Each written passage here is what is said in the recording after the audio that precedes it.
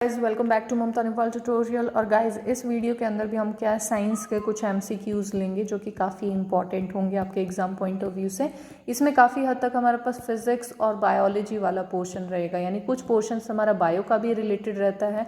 Physics जो होती है ऐसा नहीं, देखो ये जो तीनों चीज़ें होती हैं हमारी फिजिक्स, केमिस्ट्री और बायो, ऐसा स्पेसिफाई नहीं होता कि सिर्फ और सिर्फ केमिस्ट्री का ही पोर्शन आएगा, सिर्फ और सिर्फ बायो का ही आएगा, सिर्फ और सिर्फ फिजिक्स का ही पोर्शन आएगा। कई बार क्या होता है ये इंटरलिंक्ड भी होते हैं। तो जैसे ये वाले जो हम अब जो सीरीज चल रही है वो क्या है, लिंक्ड है। जो हमारी आई होती है, आई के अंदर क्या है फंक्शंस दोनों टाइप के होते हैं। हमारे जो लाइट कैसे फंक्शन कर रहा है वो फिजिक्स वाला पोर्शन है, और हमारी आई कैसे उसमें फंक्शन कर रही है वो बायो का पोर्शन है।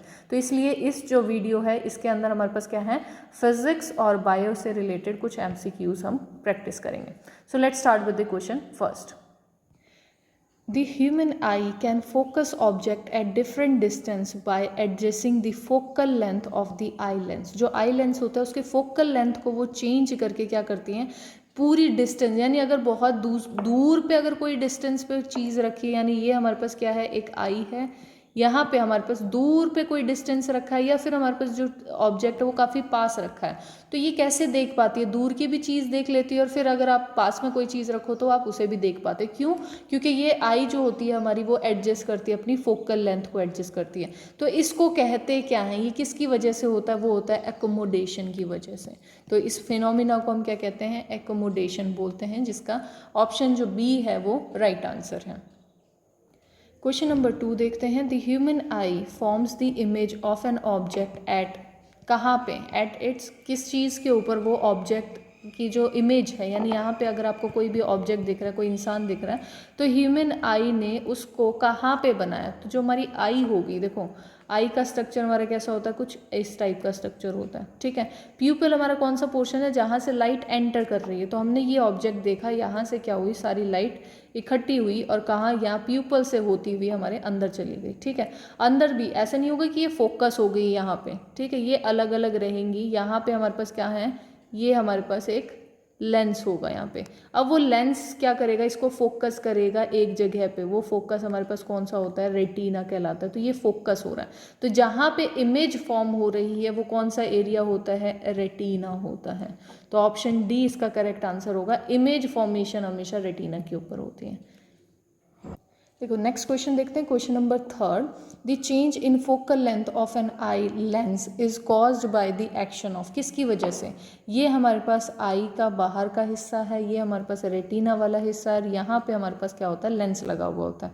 तो ये जो लेंस जो अकोमोडेशन में क्या हो रहा है, लेंस की विड्थ जो होगी, या तो पतली हो रही है या फिर वो मोटा हो रहा है, उस हिसाब से वो क्या है, दूर और पास की चीज़ देख पा रहा है। तो ये जो मोटा पतला ये कैसे हो पाता है, अपनी फोकल लेंथ को चेंज कैसे कर पाता है, वो कैसे कर पाता है, यहाँ पे हमारे पास मसल्स प्रेजेंट होती हैं, जिनको हम क्या कहते हैं, सीलरी मसल्स बोलते हैं। और यही सीलरी मसल्स क्या करती हैं, हेल्प करती हैं उनको प्रॉपरली उस फोकल लेंथ को मेंटेन करने के लिए। तो ऑप्शन सी इसका करेक्ट आंसर आएगा, सीलरी मसल्स।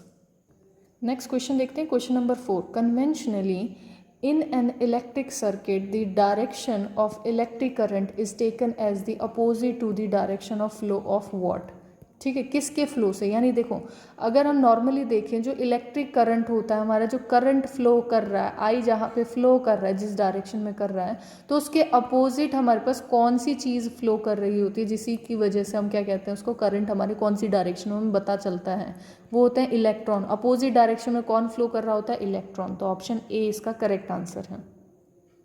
नेक्स्ट क्वेश्चन देखते हैं। Question number 5, a wire resistance R is stretched to twice of its original length. यानी एक हमारे पास वायर है जिसकी नॉर्मल लेंथ हमारे पास ये थी, लेकिन अब उसको स्ट्रेच करके हमने उसके लगभग दुगनी स्ट्रेच कर दी है वो, ठीक है, ओरिजिनल लेंथ से ट्वाइस वो खिंच गई है।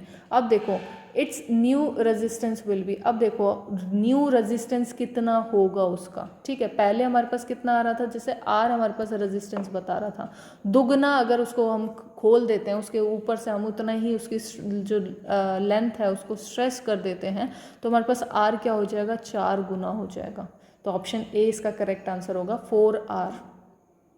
नेक्स्ट क्वेश्चन देखते हैं, question number 6। A fuse wire is a wire of. जो फ्यूज वायर हम लगाते हैं तो वो वायर कैसी होती है, उसका नेचर कैसा होता है? उनके अंदर क्या होता है, हाई रेजिस्टेंस, जो पावर होती है, रेजिस्टेंस पावर जो होती है वो उस वायर की हाई होनी चाहिए, लेकिन लो मेल्टिंग पॉइंट होना चाहिए। ऐसा ना हो कि हमारे पास क्या है, करंट बहुत ज़्यादा फ्लो में हो रहा है और वो मेल्ट ही ना करें। मेल्टिंग पॉइंट जो होगा उसका ज़्यादा होना चाहिए, जिससे जो फ्यूज़ हो वो वहाँ से हट जाए, जिसकी वजह से क्या होगा, हमारे पास नॉर्मल जो करंट जा रहा था वो फ्लो ना हो पाए। तो वो कोई भी डिजास्टर से बचने के लिए हम ये वाली चीज़ रख सकते हैं कि कोई ना कोई आगे जाके कोई खतरा ना हो। बाई चांस कहीं पे लीकेज हो रही है, करंट का लीक हो रहा है, तो वो वहाँ से वो फ्यूज़ जो होगा वो उड़ जाएगा। क्यों उड़ जाता है? क्योंकि हमारे पास क्या चीज़ हुई है, वहाँ पे करंट फ्लो बहुत ज़्यादा था, तो रेजिस्टेंस उसकी ज़्यादा होनी चाहिए, लेकिन मेल्टिंग पॉइंट जो होगा वो लो होना चाहिए। ऑप्शन बी इसका करेक्ट आंसर होगा। नेक्स्ट क्वेश्चन देखते हैं, question number 7। 1 kilowatt hour is equal to. जो 1 किलोवाट आर होती है जिसके अंदर हमारी रीडिंग होती है वो किसके बराबर होती है, कितने जूल के बराबर होगी? वो होती है 36 इंटू 10⁵ जूल। इतनी एनर्जी, मतलब इतना हमारे इसके बराबर होती है हमारे पास 1 किलोवाट आर। ठीक है, तो ऑप्शन ए इसका करेक्ट आंसर होगा। नेक्स्ट देखते हैं, question number 8। The 10 identical wires each having a resistance कितना, हमारे पास क्या है, 1 ohms, are connected in a parallel. देखो कनेक्टेड क्या है, पैरेलल में कनेक्टेड है हमारे पास। ठीक है, ऐसे हमारे पास 10 वायर हैं जो पैरेलल में कनेक्टेड हैं। The combination will have a resistance of. इन सब का अगर कॉम्बिनेशन करें तो उसके अंदर हमारे पास क्या रेजिस्टेंस आएगा, यहाँ पे रेजिस्टेंस जो होगा वो क्या चीज़ रहेगी। तो ऑब्वियसली अगर पैरेलल में है तो हमारे पास क्या होगा, रेजिस्टेंस कम हो जाएगा। कितना हो जाएगा? 0.1 ओम्स बन जाएगा। तो ऑप्शन सी इसका करेक्ट आंसर होगा। क्वेश्चन नंबर 9 देखते हैं। जो ओम्स लॉ होता है वो स्टेट क्या करता है, किसके बीच में रिलेशनशिप बताता है ओम्स लॉ? तो वो क्या चीज़ होती है हमारे पास, एक तो हमारे पास इलेक्ट्रिक करंट और एक उसका पोटेंशियल डिफरेंस। इनके बीच में हमारे पास क्या है, ओम्स लॉ अपना बताता है। ठीक है, जैसे इसका जो फॉर्मूला होता है वो क्या होता है, V is equal to I R. ठीक है, करंट और हमारे पास रेजिस्टेंस। तो हमारे पास ये क्या है, किस चीज़ के बीच में रिलेशनशिप, किस चीज़ का दिखाता है? एक तो हमारे पास इलेक्ट्रिक करंट कितना है और ऊपर हमारे पास जो पोटेंशियल डिफरेंस है वो कितना रहेगा। तो ऑप्शन सी इसका करेक्ट आंसर होगा। नेक्स्ट क्वेश्चन देखते हैं, question number 10। Dash is use exclusively for the filament of the bulb. जो हमारा बल्ब होता है, ये हमारे पास बल्ब है तो उसके बीच में यहाँ पे क्या होता है, फिलामेंट लगा हुआ होता है। ये जो फिलामेंट होगा ये किस चीज़ से बनता है, कौन सा हमारे पास क्या मेटल क्या होता है, क्या चीज़ से बनता है? वो होता है हमारे पास टंगस्टन। तो ऑप्शन डी इसका करेक्ट आंसर होगा। टंगस्टन से ही हमारे पास जो फिलामेंट होता है वो हमेशा बनता है। नेक्स्ट क्वेश्चन देखते हैं, question number 11। The resistivity does not change if. कब हमारे पास ऐसा होगा कि रजिस्टिविटी जो होगी वो चेंज ना हो ऑब्जेक्ट की? तो जो मटेरियल है, अगर हम मटेरियल चेंज करते हैं उसका, तो ऑब्वियसली रजिस्टिविटी हमारी क्या होगी, चेंज हो जाएगी। The temperature is change. अगर हम टेम्परेचर को बदलते तो ऑब्वियसली तब भी हमारे पास रजिस्टिविटी क्या होगी, वो बदल जाएगी। Both material and temperature is change, दोनों के दोनों, ये भी इसमें भी हो रहा है इसमें भी हो रहा है, तो इसमें तो होना ही है, तो ये तो ऑप्शन हो ही नहीं सकते। नेक्स्ट हमारे पास क्या है, शेप ऑफ रजिस्टर। अगर रजिस्टर का शेप अगर चेंज कर देते तो उससे रजिस्टिविटी पे कोई फर्क नहीं पड़ता। तो ऑप्शन सी इसका करेक्ट आंसर होगा। नेक्स्ट क्वेश्चन देखते हैं, question number 12। The unit of resistivity. जो रजिस्टिविटी होती है उसकी यूनिट क्या होती है? तो वो होती है ओम मीटर। तो ऑप्शन सी जो होगा इसका करेक्ट आंसर होगा। हमेशा रजिस्टिविटी के पीछे आपको क्या लगाना पड़ेगा, ओम मीटर, उसकी यूनिट लगानी पड़ती है। ऑप्शन सी करेक्ट आंसर है। नेक्स्ट क्वेश्चन देखते हैं, question number 13। Out of the 3 bulb, हम 3 बल्ब ले रखे हैं हमने। एक तो हमारे पास 25 वाट का बल्ब है, एक हमारे पास 60 वाट का बल्ब है और एक हमारे पास 100 वाट का बल्ब है। तो 3 बल्ब है हमारे पास।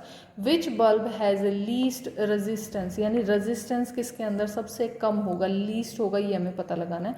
तो ऑब्वियस ही बात है, सबसे लीस्ट किसके अंदर होगा, जो वॉट जिसकी ज़्यादा है। तो 100 वॉट वाला जो बल्ब होगा उनके अंदर रेजिस्टेंस जो होगा वो कम होगा। तो ऑप्शन सी इसका करेक्ट आंसर होगा।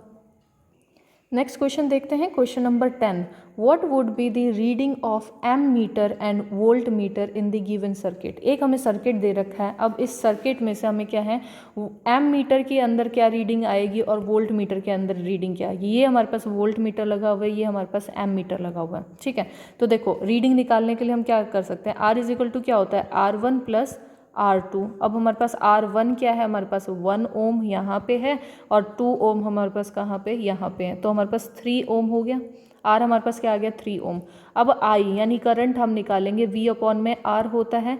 V हमें कितना दे रखा है, 3 दे रखा है, तो 3 वोल्ट हमारे पास ऊपर आ जाएगा और 3 रेजिस्टेंस हमारे पास नीचे आ जाएगा। तो I हमारे पास क्या आ जाएगा, 1 एम्पियर। तो ये हमारे पास I जो होगा वो हमारा ये आ गया। तो ये 2 ऑप्शन हमारे सही हो सकते हैं।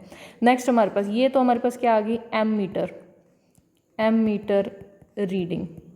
ठीक है, एक तो हमें ये निकालनी थी, वो तो हमारे निकल गई है 1 एम्पियर। नेक्स्ट हमारे पास क्या है, वोल्ट मीटर की निकालनी है, वोल्ट मीटर रीडिंग।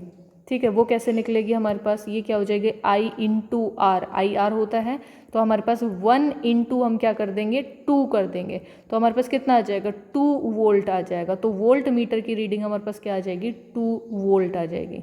तो ये हमारे पास ऑप्शन क्या आता है, फर्स्ट वाला जो ऑप्शन है वो करेक्ट है, 1 एम्पियर एंड 2 वोल्ट रीडिंग आएगी। तो इस टाइप के ही क्वेश्चन हमारे एग्जाम के अंदर पूछे जाते हैं गाइस। तो आई होप आपको ये सारे क्वेश्चंस क्लियर हुए होंगे। अगर कोई भी डाउट है, कोई चीज़ नहीं समझ में आई तो प्लीज़ उसे कमेंट बॉक्स में लिखें। अगर आपको वीडियो अच्छी लगती है तो लाइक करें, सब्सक्राइब करें मेरे चैनल को, और thank you guys for watching this video.